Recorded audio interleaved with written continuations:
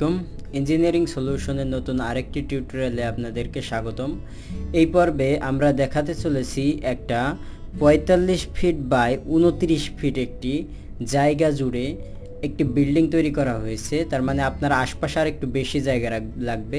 সেই হিসেবে ৪৫ feet by ৩০ ফিটের যদি কোনো জায়গা থাকে বা তার একটু বেশি থাকে, সেক্ষেত্রে আপনি এই প্ল্যান অনুযায়ী বিল্ডিং তৈরি করতে পারবেন। তো এটা সরাসরি যে প্ল্যানটি আমি এখন দেখাচ্ছি সেটা কিন্তু অরিজিনাল ওয়ার্কিং প্ল্যান। সো আপনারা এইটা দেখে সরাসরি আপনারা বিল্ডিং তৈরি করতে পারবেন।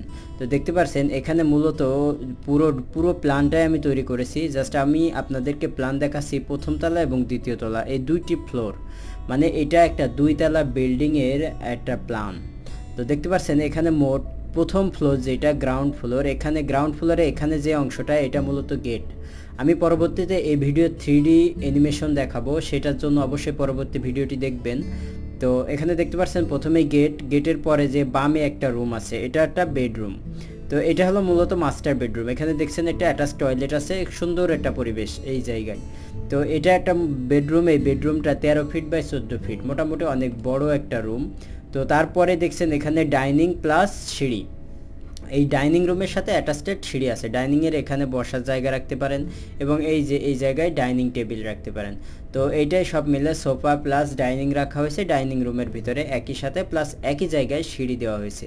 তো সিঁড়ির তলে আপনারা একটা কমন বাথরুম ইউজ করতেও পারেন, আবার যদি চান স্টোর রুম করবেন সেক্ষেত্রে স্টোর রুম করতে পারেন। যেহেতু আমরা এই পাশে একটা বাথরুম ইউজ করেছি, কাজে এখানে স্টোর রুম ইউজ করছি। আর যদি চান যে এখানে কমন টয়লেটটা ইউজ করবেন না, এই সিঁড়ির তলে কমন একটা বাথরুম দিবেন, সেক্ষেত্রে এই জায়গায় আপনি একটা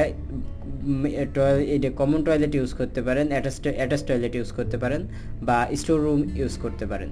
তো এভাবে আমরা মূলত এই বিল্ডিংটি তৈরি করেছি। বিল্ডিংয়ের স্পেসটা অনেক বেশি রাখা হয়েছে। এই বিল্ডিংটি মূলত একটি আধুনিক এবং বড় ধরনের বিল্ডিং। তো দেখতে পাচ্ছেন এখানে একটা কিচেন, একটা বাথরুম। কিচেনের সাইজ আছে 7 ফিট ইন্টু 9 ফিট 7 ইঞ্চি, এবং যেই বাথরুমটা কমন আমরা রেখেছি সেটা 7 ফিট ইন্টু 4 ফিট। আর এর পাশে আরেকটা যে রুমটা দেখছেন এটা মূলত 15 ফিট ইন্টু 13 ফিট 9 ইঞ্চি। সব মিলে এটা বড় একটি বিল্ডিং বলা যায়। আশপাশে সুন্দর করে আমরা গাছ লাগিয়ে দিয়েছি। এটা মূলত আমাদের গ্রাউন্ড ফ্লোর বা প্রথম তলা, এবং তারপরে আরেকটি ফ্লোর আছে একই মাপের। তো উপরের ফ্লোরে আমরা কি করেছি একটু দেখি। এটা আমাদের দ্বিতীয় তলা। এই যে দেখছেন এখানে যে সিঁড়িটা এখান থেকে উঠে চলে আসছে। তো সিঁড়ি উঠার পরে এই যে হলো দ্বিতীয় তলায় আমরা দেখতে পাচ্ছি এখানে একটা রুম আছে। আর এই যে স্পেসটা দেখছেন, এই স্পেসটা মূলত বারান্দা আছে, একটা রুম আছে। এই রুমটা অ্যাটাচড রুম, দেখেন অ্যাটাচ টয়লেট আছে, একটা রুম। আর এই যে কর্নারে একটা রুম দেখছেন, এই রুমটা আমরা স্পেশালি ইউজ করেছি বিভিন্ন কাজে, বাসার মালামাল রাখার জন্য। ছাদে এই রুমটা আপনি ইউজ করতে পারবেন। তো এটাই মূলত বিল্ডিং। আর এবং চারিকোলে সুন্দর করে বাউন্ডারি দেওয়া হয়েছে। উপরে একটা রুম এবং নিচেই 2টা রুম রেখে এই বিল্ডিংটি তৈরি করা হয়েছে।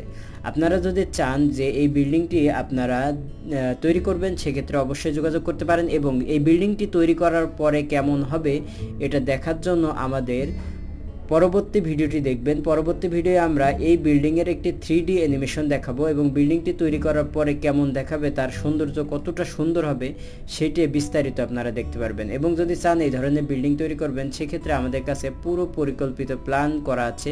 দেখছেন এখানে পুরো প্ল্যানটা দেওয়া আছে, আপনারা চাইলে পুরো প্ল্যানটা আপনারা পেতে পারেন।